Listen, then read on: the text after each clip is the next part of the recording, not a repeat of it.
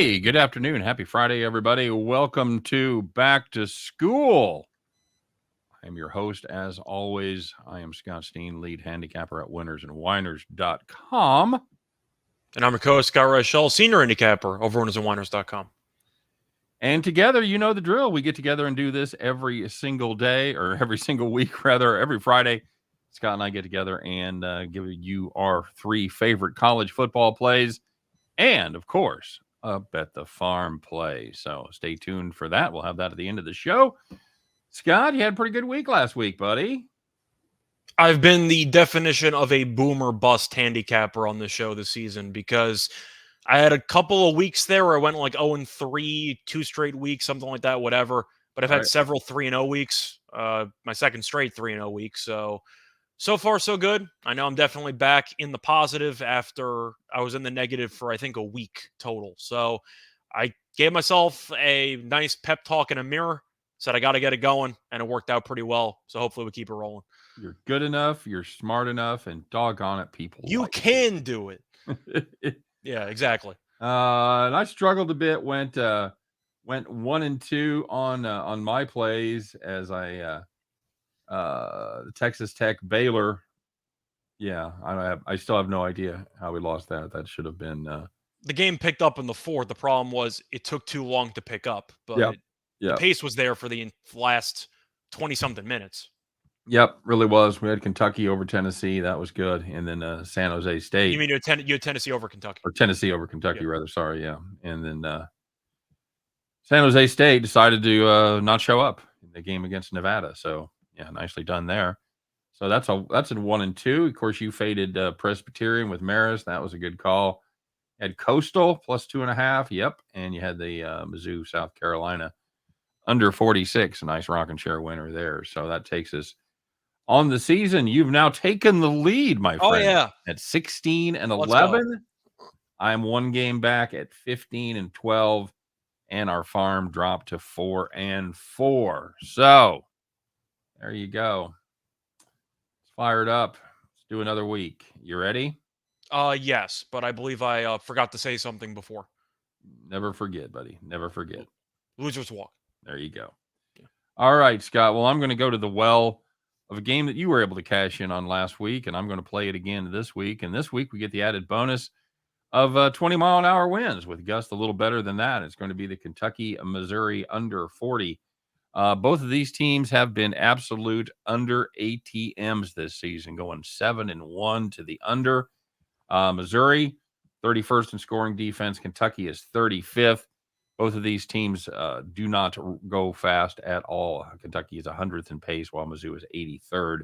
By the way, you said 7-1 to the under. I believe the only over was the first game of the season for Missouri against Louisiana Tech, right? That is correct. That is correct. That's the only. Just going to throw that out there. So they're on a massive under streak ever since that week 1 game. Yep, seven straight unders.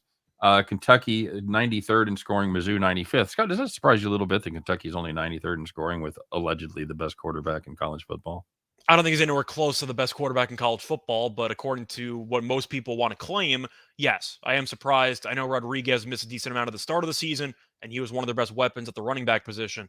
But no, the offense just isn't very good. And yes, Levis missed the 1 game against South Carolina, but he's played in the other games, and they still haven't been great offensively. So, yes, I'm surprised Kentucky's offense is not great. I'm not surprised Missouri's offense has been pretty bad. He was horrific last week, by the way. 98 yards, 3 interceptions, no touchdowns. It was brutal. And Tennessee's defense, you could argue, not even argue, it's just the weakest part of the team. Sure. And they couldn't move the ball. Yeah, I mean, and the defense isn't awful, but it's definitely not an elite unit that should hold the best quarterback in college football to under 100 yards. And we saw the game against Bama. They still gave up like 49 points. They're definitely a beatable unit. They just no-showed the game. Yep, absolutely true. So I'm going to play the under 40 there into the wind. It's going to definitely affect the passing game. Both these teams like to go slow and run the football, and that's going to even be more prominent in this game on Saturday. So give me the under 40 there. So, as a reminder, we do not coordinate any of our plays before we go on air. We have the same game, but I decided to get extra degenerate with it.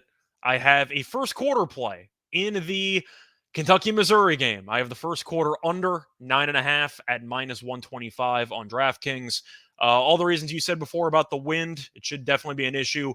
Both teams awful in the first quarter offensively. Missouri's averaging 2.9 first quarter points per game, which ranks tied for 116th in the country. Kentucky's averaging just 3.7 first quarter points per game, which ranks tied for 104th. Both these teams are useless offensively in the first quarter. And Missouri has played 4 home games this season, including a game against Georgia. It's allowed a total of 6 first quarter points in those 4 games. Been a really good first quarter defense. Missouri is also really good against the run, 21st in opponent rushing yards per game. Kentucky ranks 47th. With the wind, I do expect a lot of running plays. Missouri doesn't want to throw the ball anyway with Cook. They want to run the ball. So I do think you're going to end up seeing a lot of running clock. And both teams, pace-wise, very, very slow. Kentucky is 7th in time of possession. Missouri ranks 52nd. I expect a lot of running clock, a lot of really, really long waits in between plays. You're going to see the play clock dwindle down to, I'd say, 5 seconds or so on a lot of these snaps. You also have the wind factor for field goals. We know that Missouri is not afraid to attempt 50-something yarders. It's a lot easier when there's no wind associated with the field goal, so we'll see if a kicker ends up shanking one. But you're going to give me 2 scores here, 1 touchdown, and a field goal I end up losing. But I am going to dare both of these offenses to do anything in the first quarter. I don't see it happening. And with the wind, I do think both coaches will be very conservative with the play calling early on. Give me a rock fight for at least the first 15 minutes. Now, I will say this, the wind will be blowing end to end. It's coming directly out of the south, and Faroe Field, for those of you that don't know, is situated in a north-south axis. So it will be very beneficial half the time to one of the teams. So. I don't know which team's going to get which side first, but I do think since we like the under, we're just expecting a really painful game of football. Yep. Which is right up Missouri's alley, for the record. The very definition of winning ugly, no question about it. All right, so Scott, I'm gonna go back to a team that we have roasted in this space, and that is the Iowa Hawkeyes. They had to West. Is this heaven? It's Iowa, dude. They had to West Lafayette, which is never going to be confused with heaven either, to take on the Purdue Boilermakers. Iowa catching 3.5. I'm gonna play the dogs here, Scott. The Hawkeyes. They got their running game going last week against Northwestern, and Petrus was able to not be horrible, so that was handy. And the Boilermakers, they have struggled with teams that are committed to running the football. Iowa still number 9 in scoring defense, despite giving up 54 to Ohio State. I don't think Purdue is going to get anywhere near that. This is still a fantastic defense.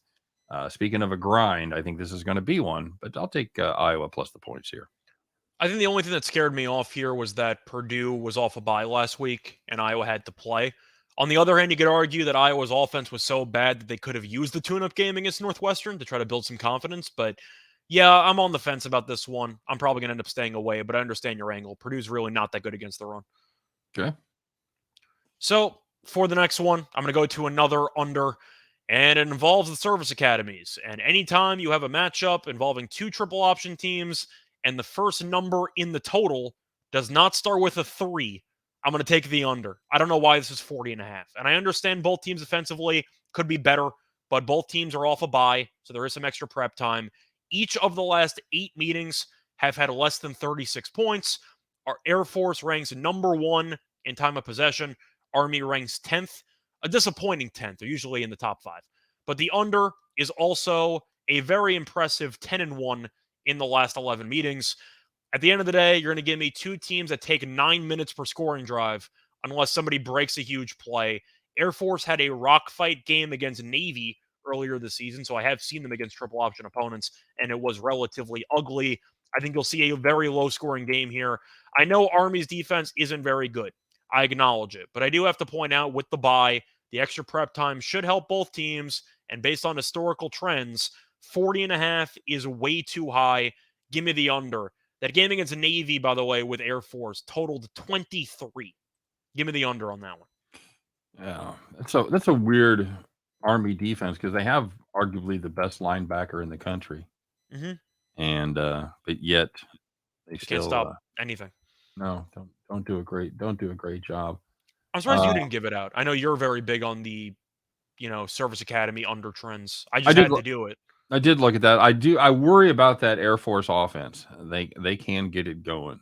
So, and I'm hoping to get it going. They just take 10 minutes per scoring drive. the other thing is both of these teams when they throw the ball, about half the time it's a touchdown. Yep, pretty much. So they, you talk about lulling them to sleep. I think one of the big reasons, Scott, that we always see the under cash in these Service Academy contests is you finally have an opponent that you can effectively run a scout team against Hmm. because that's the offense that they run. You try to run, when Louisiana tries to run a scout team because they're going to play Navy or something. On 1 week, they're going to give up 45 points. It's Right. going to happen. Right. Exactly right. So you've got defenses that are key to stop this. And you've got good scout teams, and that does tend to keep the. All I know is you don't Total get center. many of these Service Academy head-to-heads per season. I'm going to maximize the under potential because you kind of have to. But 40.5 is a huge total for a triple option matchup. I got to take the under in this one. All right. Well, that's fair. All right. Yeah. Andre Carter is the cat from Army. Mhm. So He's good. he'll be drafted. They'll see if they can work out some kind of deal where he can work in the Army and still play. I'm hoping Buchanan gets drafted. One of my favorite fullbacks in the country. Well, they know how to do it there at the service academies with the fullback. That's his name, right? Buchanan is the bowling ball at fullback. I think that's right. Let me double Pretty check. sure it is. I like him too. So there you go. Yeah, Jacoby Buchanan. Yeah, just a huge human being. Solid. All right, bud. My last pick. I'm going to go with the marquee game of the week, of the decade, of the century. Scott, number 1 versus number 3? Is that where they have Georgia right now? They have Ohio State somewhere, I think, in between. Yeah, I think Ohio. I don't think it's 1-2. Yeah, it's 1-3. It's 1-3. Yeah, for sure. It's going to be Georgia. It's going to be Tennessee. I'm going to play the over right here. I think the good offenses beat the good defenses. Tennessee number 2 in scoring offense. Georgia at number 4. Scott, is the Georgia offense surprised you this year? Bennett is a lot better, mostly from the second half of the entirety of last year. I thought Bennett sucked when I watched him play for a couple of years. He's been in college for about 45 years. Then he randomly became good. And he still has had some bad moments. He had some turnover issues against like Kent State, and he makes a couple of dumb decisions every now and then. He's underratedly mobile. He can run a little bit better than people think. He's not bad. I don't think he's going to be like a serious prospect or anything, but he'll be a clipboard holder for a couple of years. It's a world gone mad where Bennett is good. Bo Nix is good. Michael Penix is the best passer in college. What the hell's going on, buddy? Well, they attempt 9,000 passes a game, so that helps with the volume. But yes, that's very true. Do you think Bennett's good? I think he's better than I thought he was initially. I think he's fine. He has a lot of weapons around him. You just have to get him the ball. Keep him some time and let him throw the ball. So, yeah, I'm gonna play the over 66.5 there, Scott. This is a Tennessee offense that has been virtually unstoppable this season, regardless of who the opponent has been. They've scored 34 or better in every game, and they have scored 50 plus against Bama. 50 plus against Bama, 44 against Kentucky. They've scored 38 or better in all of their SEC games. Yeah, I know this Georgia defense is good. I get it, but we've seen that they can be had, and they do have some weaknesses. I think that Hendon Hooker is going to be able to lead this team down there and score some points. So, and we talked about the Tennessee defense. Definitely their weak spot. They're not horrible, but they're gonna give up some points. They're gonna bend and they're gonna break a little bit too. I think this is I think we're catching this as a decent number. But once again, their game against Bama at 101 points. Yep. So absolutely true. So, and I do think the Bama defense is a step behind the Georgia defense, but I just need I can handle 35 less points. Yeah, that's true. 36 you'll get in trouble, but 35 you could handle. What I'm saying. So yeah, that's going to be my last play. Yep, and I'm going to stick with my overall trend of taking totals. However, I do have an over that I like. It's going to be a team total, and I think this team might actually be live to win the game, as crazy as that sounds. It's going to be Arizona State. I'm going to take them team total over Their team total over 27.5 at -105 on DraftKings. Total in the game has really skyrocketed. Open up at 62.5. Now it's at 67. The spread has not moved, which tells me one thing. People actually expect Arizona State to move the ball against this UCLA defense. And I'm one of those people. I think this offense is actually pretty good. And you look at the offensive numbers, and there are a lot of really bad games in there. They got killed by Eastern Michigan. They had a 14-point game against Stanford. The one consistent factor involving all those bad games, they had Emory Jones at quarterback, and they learned what Florida learned. He kind of sucks. However, he got hurt in that game against Washington, and Arizona State stumbled into a really good quarterback by him getting injured. They have a really good, I believe he's a true freshman, in Bourget, who is actually really good. I think he's a hell of a quarterback. And you go through the numbers, they scored 42 points against Colorado last week. He had 435 passing yards, and they scored 45 against Washington when Jones got injured in the second quarter. So Arizona State's numbers have been really good with this new guy behind center instead of Emory Jones. They have a lot of underrated weapons. Valladay, very good running back from Wyoming, 760 rushing yards, 12 total touchdowns. They have Badger at wide receiver, who I think is very, very good if you watch him play. I think he's a hell of a player. They have a couple of other good receivers. They also have a tight end who I'm a big fan of. He had 3 touchdowns last week and 108 yards. I'm trying to remember. I think his stats were awful leading up to that game, but they definitely gave him a lot of run last week, and Conyers was really good in that game. But Thompson, 300 plus receiving yards. Sanders, roughly 300 receiving yards. Badger was 600 and change. I really like the weapons of this team. And I think that with a quarterback that has actually shown a very impressive poise in the pocket, decent arm strength as well, this offense has really looked like a different team when Jones has not been in the game. And UCLA, defensively, not great. It doesn't help they run a lot of plays. But UCLA has allowed at least 31 points in 4 of its last 6 games. And UCLA has allowed at least 33 points in 3 of its last 4 games. I just think that UCLA's defense isn't great. And I think that Arizona State should be able to move the ball at home. Am I nuts for thinking they got a shot to win the game? Yeah. It's the Pac-12. It's late night. Crazy stuff happens in the Pac-12 late night. I think Arizona State's got a shot to win the game. I think you're putting too much credence in Arizona State over Colorado. Washington. I look at the game before that when they played Stanford. They scored 14 points. Once again, I'm tossing it out. Different quarterback. Nope, same quarterback. He did not play in that game. No, it was the game after. That was all Emory Jones. It was the game after Washington. Yeah, they went back to Emory Jones. He said he was hurt against Washington.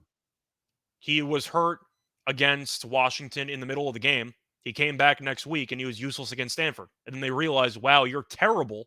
And they benched him against Colorado, and they scored 45 points or 42 points. He did not. He only played in 2 games this season. Played against Washington, they scored 45. Played against Colorado, scored 42. Did not play in any other games this season. Well, you really couldn't blame him against Stanford because he averaged 16.2 yards per attempt. So, best mark of the season by far for that team. So, I don't know. We'll see. I just don't. Scored 36 last year. Beat UCLA last year. I'm just saying. Keep an eye on that team. I think they're not bad. Okay. They're not as bad as they were. Correct. That's my main point. I think a lot of it's based on, they lost Herm Edwards. They got killed earlier in the year. The offensive numbers, though, for the last couple of games, though, with the new quarterback, really impressive. And UCLA also, we know, is one of the fastest paces in the country. So you're going to get a lot of plays. They might get killed. Just give me 4 touchdowns. Okay. All right. Very good. And that just leaves us one thing to do, sir. You ready? We're going hatless this week. So we lost last week. We got to change it up. It's our new thing. That's right. That's absolutely right. So it is time, everybody. It is Friday. Put those good overalls on. Get your straw hat. Even though we're not wearing ours, get your straw hat. Put it on. Climb aboard your John Deere. Fire that bad boy up. Because kids, once again, you know it. You love it. It's America's favorite segment. It's time to bet the farm. Bet that farm.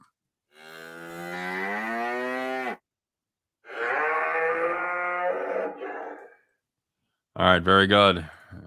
There we are. Same. It's exactly the same. All right, Scott. So, what do we got cooked up for today? So, we're going to go to a matchup there involving a Mountain West team against an independent. We're going to take the Smurf Turf team. We're going to take Boise State -7.5 at -112 on FanDuel. Most books have 8. However, FanDuel did us a solid and gave us half a point for 2 cents. I'll gladly take that. Both these teams heading in opposite directions. Boise State really changed its entire season once they told Bachmeier to take a hike because they switched quarterbacks, and Green has been really good behind center. They've won each of their last 4 games. 3 of those wins have been by at least 20 points. And you could argue last week they kind of had a look ahead because they played Colorado State, and nobody cares about that team, and they still dominated. Is it safe to say Boise State might have been prepping for this game for a couple weeks because Colorado State you can probably beat with one hand tied behind your back? Yeah, I think they were definitely look ahead spot last week. And that didn't impact them at all. They won comfortably. BYU, though, after a decent start, has fallen off a cliff, losing 4 straight games. 3 of those losses have been by at least 8 points. The team cannot stop the run. I'll talk about that in a second. But I also don't like the coaching staff. I don't think he's a great head coach. And that game against East Carolina down the stretch was a disaster last week. There's nothing to like about this team defensively. And I think they're going to get torched against Boise on the road. But Boise, to go into the actual rushing game, Boise State, with Green behind center, has really just ramped it up to 11 in terms of running the ball. They're averaging 187.7 rushing yards per game against FBS competition. That includes the Bachmeier stats earlier this season. So they're probably north of 200 per game with the new quarterback. But it ranks 33rd in the nation, and BYU is allowing 206 rushing yards per game against FBS competition, which ranks 118th in the nation. I think Boise's going to run it down their throats. Green can move. They have Hawani. They have Gentry as well, who's a very underrated running back. I just think at the end of the day, Boise's going to run the ball well, keep the momentum rolling. BYU is in full free fall right now, and I want nothing to do with that team. Give me Boise. BYU had aspirations of being in a potential New Year's Six bowl. Now they might not even make a bowl. I think we can agree morale is dangerously low for that team and extremely high for Boise. That's good enough for me for a home spot here. Give me Boise minus 7.5.